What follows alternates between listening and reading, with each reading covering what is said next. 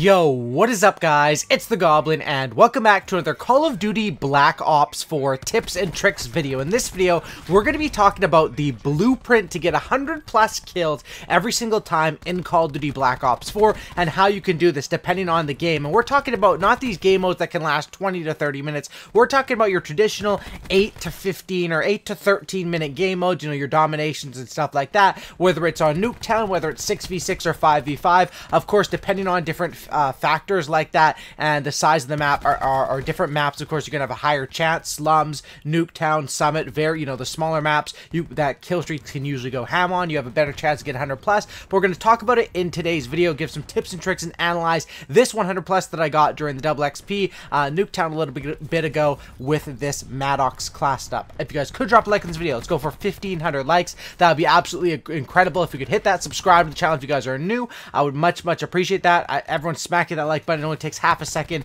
and it really does mean the world and does support the channel quite a bit. So let's go for 1,500 likes and let's talk about it. So right here off the start, we got to get right into it to notice that I have full streaks and the score is 14 to 17, and this is based off one of the major keys that you want to do when you want to start out for 100 plus kill gameplay, which is you want to pace yourself, and you want to, of course, if it's a domination at halftime, be around 50 kills or be around, you know, that 40 to 60 mark depending on where you're at in your current kill streak. But there's nothing better than in a game like domination where you do have a long time. It doesn't really, you know, if you have a bad start, your game isn't over, but if you have a good start, you have so much more time. And even if you slack a little bit, like in the second round I slack a little bit compared to what I did in the first round here, that will sort of bail you out. Getting a good start and getting your kill streaks, whether it's going straight for that flag, whether it's going straight for a rush and trying to do something like that, running through the home flag to get the points is definitely a major key, is an awesome key to get 100 plus kills. Now the main way to get 100 plus kills in this game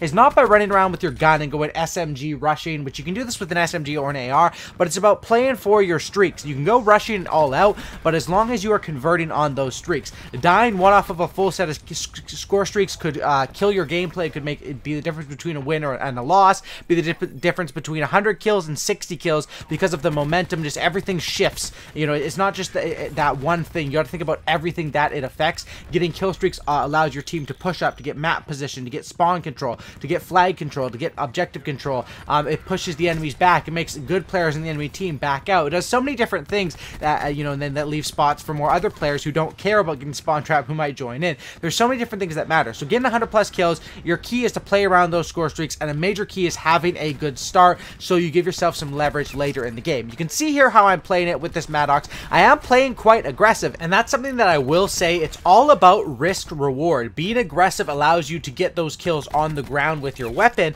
but it also gives you the risk of dying, and kill streaks are what makes Call of Duty such a unique game. And the fact that it's not only just kill streaks now in 2019 and hasn't been for quite some years, it's score streaks. So playing the objective, different kills are worth different things, and a lot of that stuff matters. So playing around your score, understanding that is a key, because you really have to do some mathematics and be able to manipulate the score, whether it's running through a flag, whether it's farming a hard point, whether it's hopping on the B flag for half of that time and then getting off and still getting the points for that, whether it's, you know, assist count as kill. With the EKIAs, you're looking for 100 plus of those. You don't necessarily need to get the kills, especially to get the points in this game, and there's so many unique factors. Understanding your specialist ability, how many points you get from that, and doing math and playing around that. So many times, you know, Call of Duty, a lot of players will just look on the screen and try to fight the people in front of them, but you always have to be glancing up to that mini-map, and not only that, but glancing down to your ammo and down to your kill streaks to realize where you're at. A lot of times where I'll die and I'll look down and be like, oh my gosh, I was one off of my Thresher, that screwed me over because I wasn't paying attention, because I was just, you know, focused on going for fights, and you can get sort of overwhelmed. But once you realize, like right here as an example, I realized, oh my goodness, 200 points, I'm going to take my time here and I'm not going to push up. I get that kill, I back up into the corner, and I'm like, oh my goodness, I'm getting grenaded, I'm running away, I'm healing. See, I'm taking my time here because I do realize my spot. I'm 125, which is one kill with the assault pack that I have off of my next set of streaks, and getting those and converting and cycling through streaks is the key to 100 plus. And you can see how I'm getting my kills stolen by my own kill streaks, but I'm not freaking out here, and I'm not going all aggressive. I'm playing defense because I know that 65-3 in the first round, and I'm not worried because when you start the second round,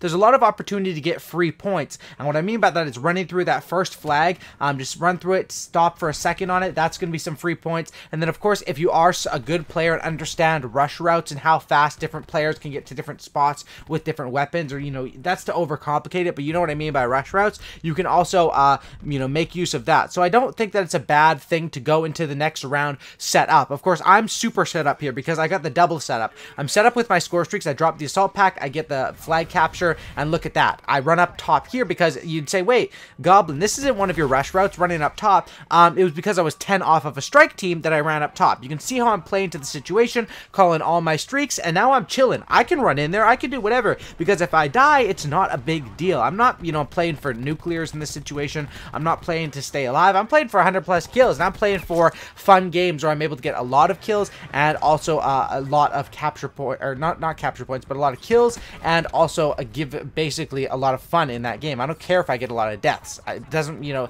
as long as it's not 100 to 30, you know, but you're not going to even have time for that. If you're getting 100 plus in a reasonable amount of time, you're not going to have that many deaths. And I think this one I had around 10 deaths or something, but a lot of them come in this second round. So you can see that first round, we played that almost perfectly. The way I was executing and everything around that was absolutely amazing. The second round here, I set myself up, so I didn't have to have the most perfect second round. The start of the second round, I was awesome. I was able to get the score streaks, and you can see here, this is a common theme that will happen. Of course, getting 100 plus kills, like I said, is going to be easier on Nuketown just because of how small the map is, but there's a lot of other maps you can do it quite consistently on. Firing Range and Slums probably, and Summit and other ones like that in this game, in normal domination, just because of converting on the streaks. Now you can see here, basically we're just flipping back and forth, and as far as the streaks go, I run Thresher, and then I was running the helicopters, and then the strike team. I'm not sure if I was running the sniper's nest or the helicopter in this game, but I'll usually do it like that, or sometimes I'll run with the drone squad instead of that Thresher with that first score streak. I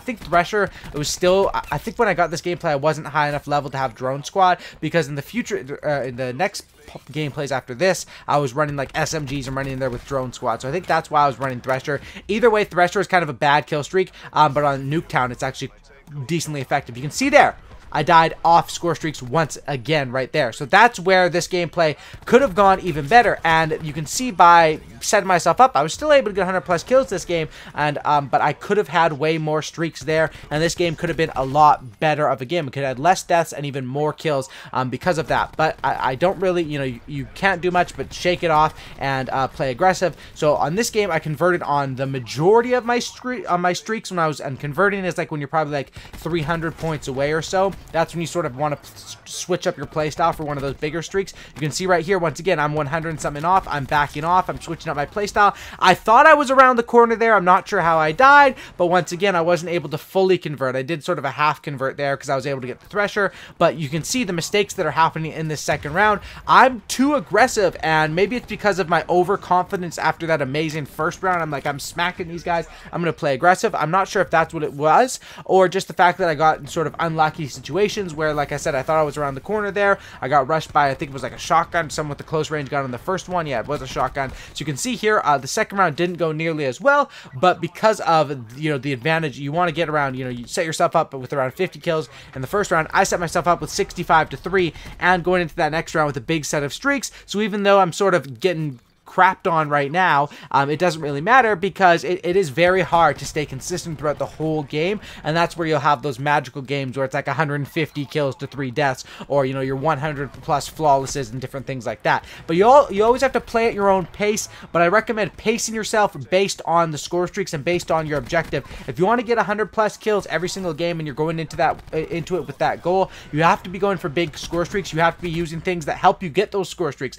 The Crash Specialist helps you get there. The running the ComSec device like I do with this class setup helps you get there. And people that probably want to know my Maddox class setup, I've talked about it so much because it's like literally the best class in the game, but it's the Elo sight, it's the fast mags, it's the stock, it's the quick draw, and then it's the ComSec device, tac mask, gung ho, and dead silence. I find it's the best class setup for like public matches and stacking score streaks, and you can see here in this game how it worked out quite well. Hope you guys did enjoy this video, and you guys will see the final score here in a little bit. I believe it was 108 to 10, just because 65 to 3 in that first round. So you can see where the second round, I don't want to do the exact math on it, but you can see it definitely wasn't nearly as good in that second round. I think it would come out to like 43 to 7, something like that. I don't know, something like that. But we're able to come out with maybe even more than 43 would be, but 108 to 10, 15k damage, and a pretty good game there. Hopefully you guys did enjoy this game. If you guys could drop a like, I'd much appreciate that. Subscribe to the channel if you guys are new. Click that notification bell if you guys made it all the way to the end.